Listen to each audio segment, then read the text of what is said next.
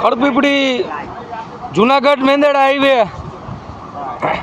આ ખેતરું પાણી ટપી ગયું.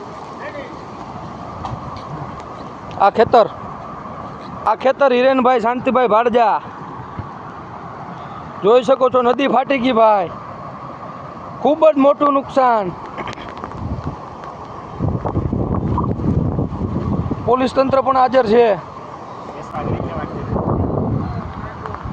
જુનાગઢ મેંદેડા બાયપાસ રોડ એવું વાળો આ બાજુ કોઈ જુનાગઢથી આવતા આવવું નહીં અને મેંદાડાથી આવતા કોઈએ પણ આ રસ્તે આવવું નહીં. આ રસ્તો સાંજ સુધી બંધ રહેશે.